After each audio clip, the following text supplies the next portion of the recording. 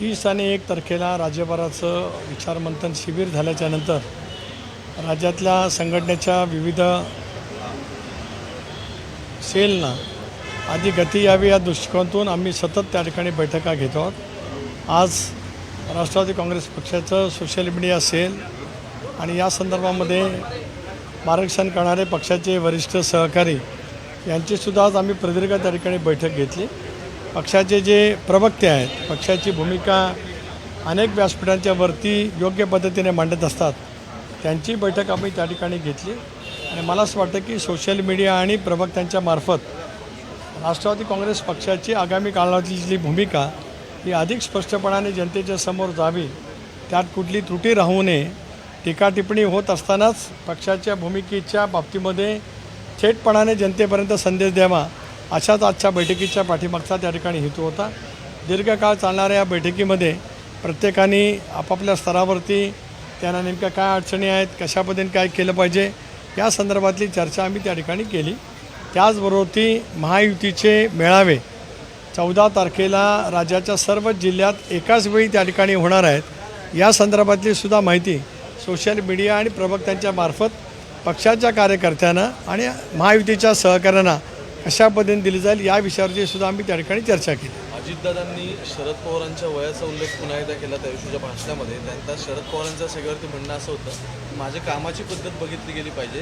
इतक्या इतिहासामध्ये विरोधकांनी सुद्धा याच्यावरती टीका नाही केली आणि गरज पडली तर मग मलाही सगळ्यांची वय माहिती, मी सुद्धा याबद्दल बोलू शकतो। एक तर मी वारंवार या बाबतीमध्ये नेहमीच म्हणत आलो की आदरणीय साहेब ज्या वेळेला एखाद्या विषयावरती त्यांचं मत व्यक्त करतील त्यावेळेला मी त्या बाबतीमध्ये काही बोलणार नाही। ठीक आहे, राष्ट्रवादी काँग्रेस पक्ष म्हणून आम्ही वाटचाल करत असताना आम्ही घेतलेली भूमिका, NDAमध्ये सहभागी होत असतानाच आमची आयडिओलॉजी याच्यापासून फारकत न घेता आम्ही जे काही काम आज राज्यभरामध्ये शासनाच्या वतीने त्या ठिकाणी सुरू केलेलं आहे ते अधिक गतिमान कसं करता येईल यावरती आम्ही अधिक लक्ष केंद्रित करणार। भूमिकेचा उल्लेख तुम्ही आता या सगळ्यामध्ये केला। शरद पवारांना असं काही विचारलं, त्यांना असं या संदर्भात विचारण्यात आलं की तुमच्यापेक्षा वेगळी भूमिका त्यांनी घेतली, तर येणाऱ्या काळात त्यातली काही लोक असे असतील की जे माघारी तुमच्याकडे येण्याच्या संपर्कात असतील, कारण राजेश टोपेंनी याबद्दल वक्तव्य केलं होतं। पवारांचं असं या संदर्भात म्हणणं आहे की ज्यांनी ही भूमिका घ्यायला लावली, जे ह्या सगळ्याच्या पाठीमागे आहेत, त्यांच्यावरती 100% दरवाजे त्यांच्यासाठी बंद आले। तुम्हाला असं वाटतं का की तुम्हाला उल्लेख होऊन या सगळ्या गोष्टी? नाही, मी मगाशीच वक्त केलं, मी पुन्हाही त्याची दुरुक्ती करतो की आदरणीय साहेब यांनी जे काही मत व्यक्त केले त्याच्याबद्दल मी काय बोलणार नाही। तर राजेश टोपेजींनी कालपासून जे काय वक्तव्य केलं आहे त्याच्याबद्दल मी एवढं सांगेन की त्यांच्या मनात जे चालले ते त्यांनी इतरांच्या गळी उतरवण्याचा प्रयत्न केला आहे, एवढं त्याच्यातला अर्थ आहे। माझा म्हणण्याचा मतीचा अर्थ समंड्या इतपत तुम्ही सगळेजण शून्याचा अधिक सांगणे न लगे। त्यामुळे राजेश टोपे जे बोललेले आहेत ते त्यांच्यासाठी त्यांना बोलायचं होतं, फक्त कोणाला तरी उल्लेखून बोलावं लागत असतं राजकारणामध्ये, हाच त्यांचा एक त्यांनी केलेला एक छोटासा प्रयत्न आहे। यापेक्षा त्याच्यातून काय वेगळं आहे असं मला वाटत नाही। तुमच्यासोबत आलेल्या आमदारांच्या मनात घालमेल सुरू आहे असं ते म्हणत आहेत, याचं घालमेल कोणाच्या सुरू आहे ते आम्ही सर्वांनी म्हणून अनुभवलेलं आहे।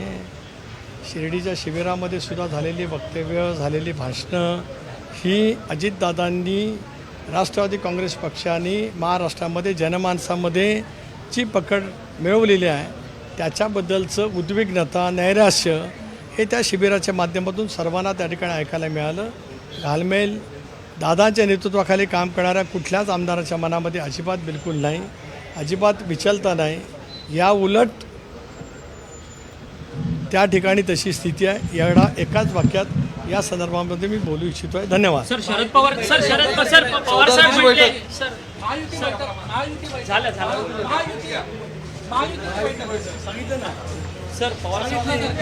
मी सांगितलं ना 14 तारखेला राज्यभरामध्ये एकाच वेळेला महायुतीच्या बैठका त्या ठिकाणी होणार आहेत। आत्ताच मी चंद्रशेखरजी बावनकुळे, राहुलजी शेवाळे जे तिन्ही पक्षाचे समन्वयक या कामाच्यासाठी राज्यभरात नेमलेले आहेत त्यांची एक झूम मीटिंग या ठिकाणी घेतली आणि मला असं वाटतं जवळपास 15 ते 16 जिल्ह्यांच्यामध्ये यापूर्वीच समन्वय किंवा मेळाव्याचं नियोजन त्याच्या संदर्भामधल्या बैठका झाल्यात।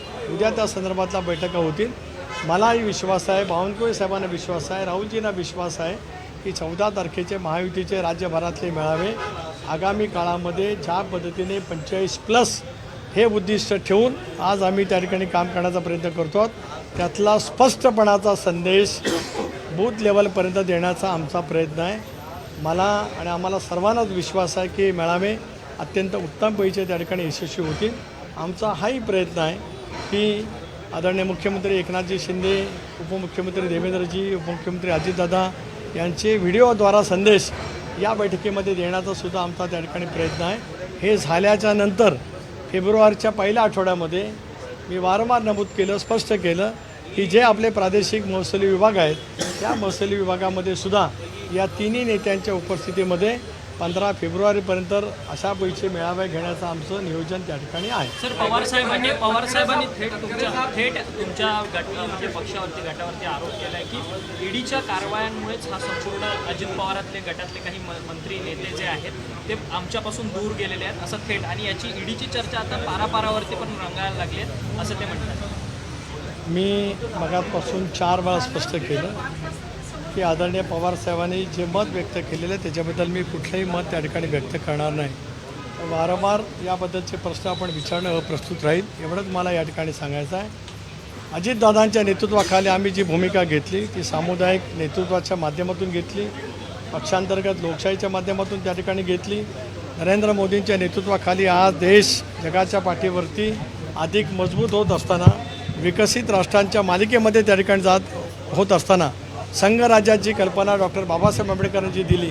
त्या संघराज्याच्या कल्पनेमध्ये केंद्र आणि राज्य एका विचाराची सरकार असतील तर ती राज्य सरकार अधिक गतिमान होऊ शकतात. या विचारातून आम्ही त्या ठिकाणी एनडीएमध्ये आमचा सहभाग दिलेला आहे. हे वारंवार मी त्या ठिकाणी स्पष्ट केलेलं आहे. आमचा विचार घेऊन उद्याच्या भवितव्याच्या कालावधीमध्ये अजितदादांच्या नेतृत्वाखाली राष्ट्रवादी काँग्रेस पक्षाची वाटचाल त्या ठिकाणी होणार आहे. धन्यवाद. देश विदेशातील प्रत्येक घडामोडींचे लाईव्ह अपडेट मिळवण्यासाठी आता साम टीव्हीच्या सर्व सोशल मीडिया प्लॅटफॉर्मला लाईक, फॉलो आणि सबस्क्राईब करा. तसंच सर्व नोटिफिकेशनसाठी बेल आयकॉन प्रेस करायला विसरू नका.